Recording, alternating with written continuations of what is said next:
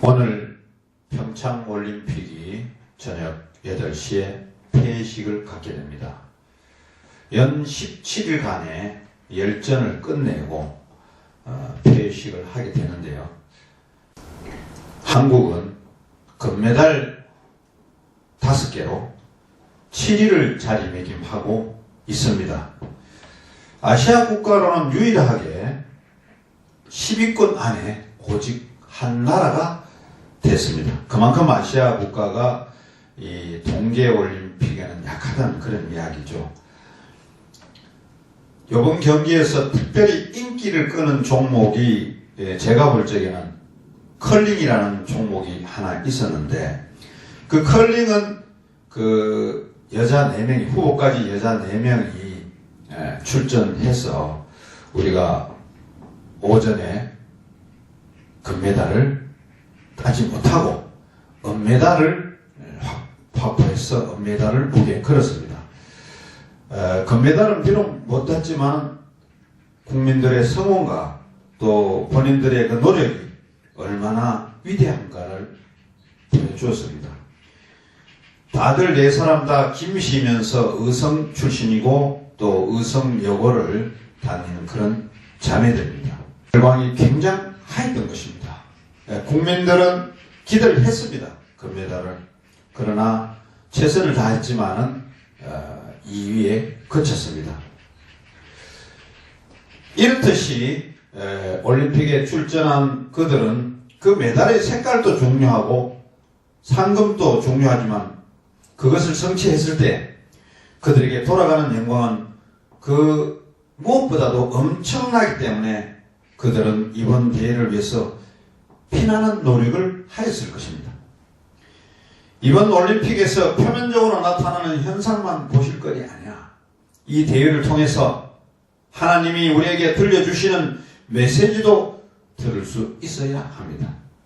오늘 본문을 보면 사도 바울은 그 당시에 있었던 큰 경기대회를 보면서 고린도 교인에게 그 이야기를 하면서 하나님이 주신 메시지를 전하고 있습니다. 사도 바울이 지금 편지를 쓰고 있는 고린도 지역, 조금 크게 말해서 헬라 전역에서는 4개의 큰 경기가 있었던 것인데요. 그 4개의 경기 중에서 그 내용을 보면은 이스트미안 경기라는 게 있고, 또 올림피안 경기, 그리고 피티안 경기, 그리고 네미안 경기, 이렇게 해서 4경기가 있었는데 그 중에서 가장 유명한 경기가 올림피안 경기였고, 그 다음으로 유명한 경기가 오늘 본문의 배경이 되는 이스티미안 경기라는 것입니다. 이스티미안 경기는 주로 경마, 격투기, 달리기 종목이 열렸던 것입니다. 이 경기를 보기 위해서 헬라 전역에서 사람들이 모여들었다고 합니다. 그리고 선수들은 이 경주만을 위해서 그 당시에도 먹고 자고 하는 합숙 훈련을 했고, 심지어 이 경기에는 황제까지도 선수로 참여했다고 하니 엄청난 그런 경기 연거로 이렇게 보입니다. 이런 큰 대회에서 승리자가 되는 것은 선수 본인뿐만 아니고 그 명성을 안겨받는 그 가족, 그 가문까지도 큰 영광이라는 것입니다. 사도 바울은 그 경기에 참여한 선수들을 보고 그들이 하는 경기, 그리고 그 결과를 보면서 우리 신앙생활을 하는 우리들도 운동선수와 같은 점이 있다고 말씀하고 있습니다. 본문을 우선 한 절 한 절 보겠습니다. 본문 24절을 보십시오. 운동장에서 다름질을 하는 자들이 다 달릴지라도 오직 상 받는 사람은 한 사람인 줄을 너희가 알지 못하느냐. 너희도 상을 받도록 이와 같이 다름질하라. 무슨 말인지 이해가 가시죠? 예. 그 당시에는 달리기를 해서 몇 명이 하든지 요즘처럼 1등, 2등, 3등을 할 수 없다는 것이죠. 오직 한 명한테만 상을 주었다는 것이기 때문에 2등, 3등, 4등 이것은 의미가 없었던 것입니다. 그리고 25절을 또 보세요. 이기기를 다투는 자마다 모든 일에 절제하나니 그들은 석을 승리자의 관을 얻고자 하되 우리는 섞지 아니할 것을 얻고자 하노라. 무슨 말입니까?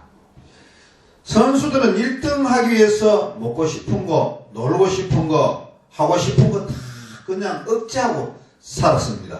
하지만 그렇게 억제해서 1등 해도 사실은 세월이 지나면 아무것도 아니라는 것이죠. 우리가 초등학교 다닐 때 상을 여러 가지 받잖아요, 애들이. 그 상을 받아갖고 학교를 파고 집에 와서 어머니한테 쫓아올 적에 모든 것은 가방에 있더라도 그 상장만은 들고 오지 않습니까?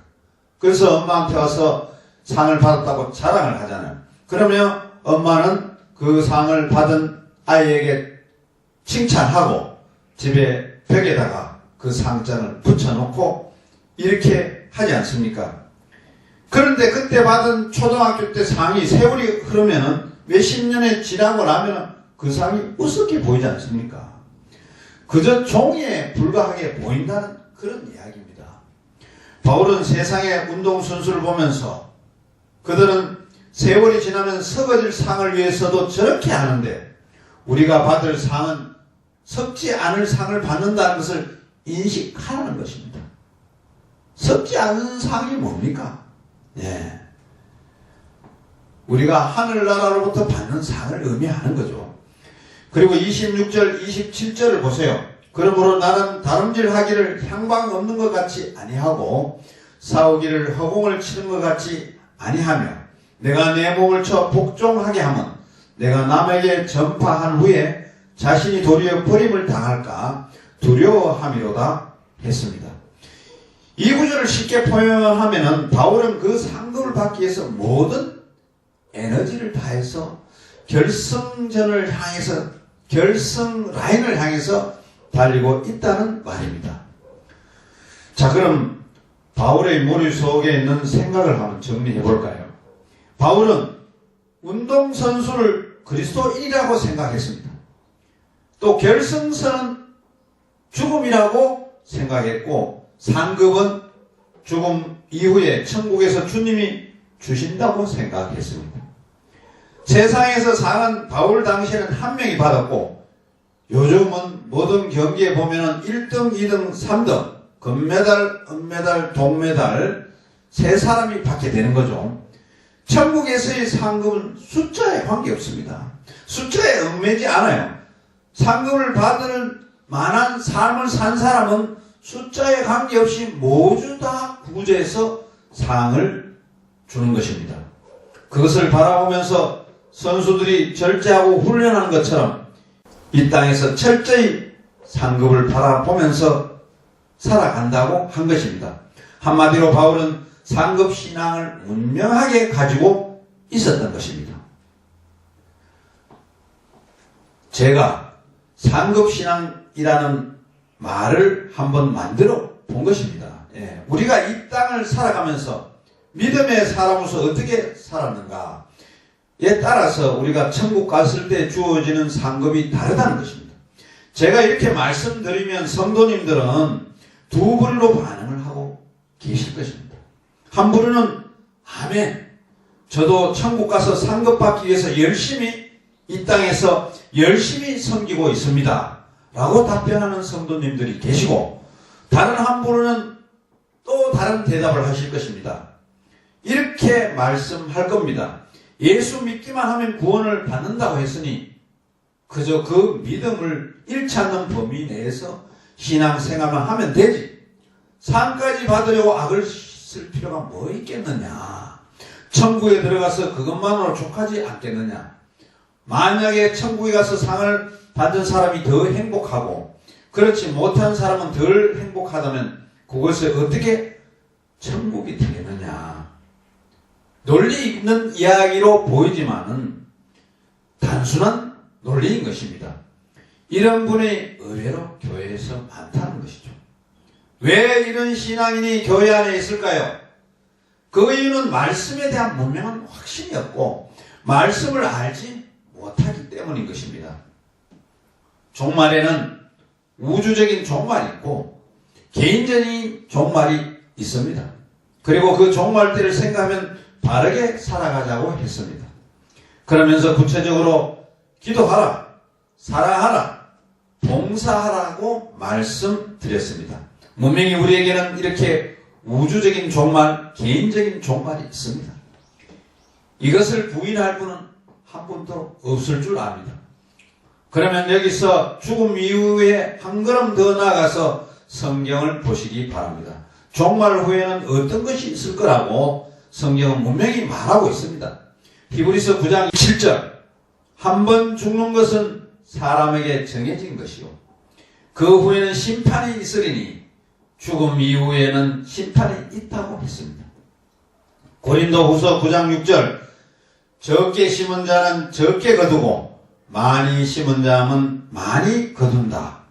빌립보서 2장 16절에는 생명을 말씀을 밝혀 나의 다름질이 헛되지 아니하고 수고도 헛되지 아니하므로 그리스도의 날에 내가 자랑할 것이 있게 하려 함이라. 히브리서 11장 6절 말씀입니다. 믿음이 없이는 하나님을 기쁘시게 하지 못하나니 하나님께 나아가는 자는 반드시 그가 계신 것과 또한 그가 자기를 찾는 자들에게 상 주시는 이심을 믿어야 할지니라. 마태복음 보고 있습니다. 13장 43절에 그때의 의인들은 자기 아버지 나라에서 해와 같이 빛나리라. 누가복음 19장 17절에 주인이 이르되 잘하였다 착한 종이여 너희가 지극히 작은 것에 충성하였으니 열고울 권세를 차지하라. 여러분, 성경을 유심히 보시기를 바랍니다. 그러면 우리가 이 땅의 삶을 마감하고 천국 갔을 때 받는 상급이 다르다는 것을 분명히 말하고 있습니다. 성경이 아니더라도 우리의 삶 속에서 짧은 생각으로도 한번 생각을 한번 해보십시오. 예수님을 위해서 평생 모든 것을 내버리고 충성하다 마지막에는 십자가에 거꾸로 매달려 숭고한 베드로와 살인강도로 십자가에 못 박혀 죽기 몇 시간 전에 간신히 구원을 얻은 우편강도를 똑같이 하나님이 대우하리라 생각하십니까? 그럴 수는 없지 않습니까? 오늘 본문을 기록한 바울은 누가 뭐라 해도 상급신앙이 분명합니다. 그렇게 그의 사역은 다른 사도들과 다른 점이 많이 있었습니다. 오늘 본문으로 선택한 고린도 9장의 말씀을 조용히 읽어보시기 바랍니다.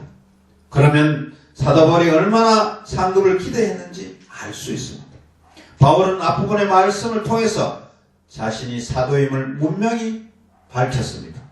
그러면서 사도에게 교회를 통해서 대접받을 자격도 있고 결혼해서 아내와 함께 사역할 수도 있다고 했습니다. 교회가 사역자에 대접하고 생활을 책임지는 것은 당연한 것이라는 것입니다. 하지만 바울은 그 사도의 권한을 쓰지 않았습니다.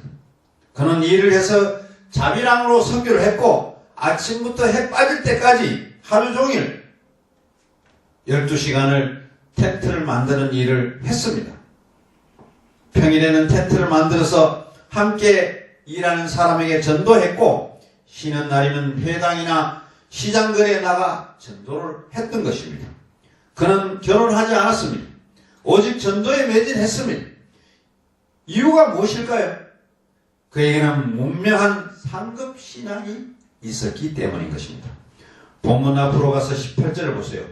그런즉 내 사항이 무엇이냐? 내가 복음을 전할 때 값없이 전하고 복음으로 말미암아 내게 있는 권리를 다 쓰지 아니하는 이것이로다.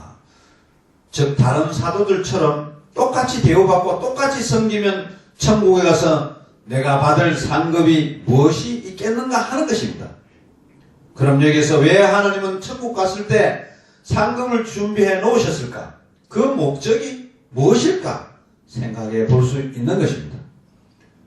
첫째는 믿음으로 구원을 얻는다는 진리를 악용해서 신앙생활은 소극적으로 하면서 세상적인 생활에는 적극성을 띠고 한평생을 보낸 자들이 겨자씨보다 못한 믿음 하나 가지고 겨우 천국에 들어왔을 때 얼마나 자신이 어리석은가를 깨닫도록 하기 위해서일 것입니다.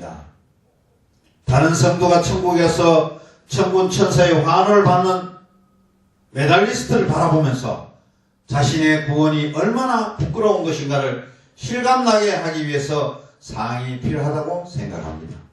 두 번째는 주님을 진정으로 사랑하고 구원의 은혜를 진심으로 감사하기 위해 자신의 생을 바쳐 죽도록 충성한 사람이 얼마나 지혜로운 자인가를 증명하기 위해서 상급이 필요하다고 생각합니다.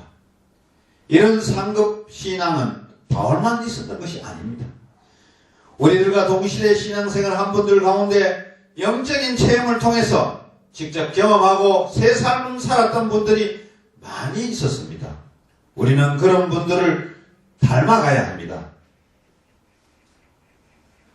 여러분, 우리의 신앙도 조금 정리하실 필요가 있습니다.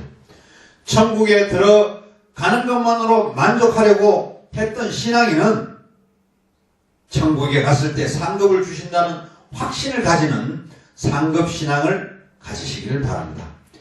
그리고 지금까지 상급신앙이 문명한 분들은 바울처럼 누릴 수 있고 대접받을 수 있지만 상급을 위해서 철저하게 생각한 것처럼 우리도 이 땅에서 모든 것을 절제하고 먼저 할 일과 나중 할 일을 바로 알고 신앙생활의 균형을 잘 이루어서 우리 모든 성도님들이 천국에서 하나님께 귀한 상급을 받는 저와 여러분들이 되시기를 바랍니다.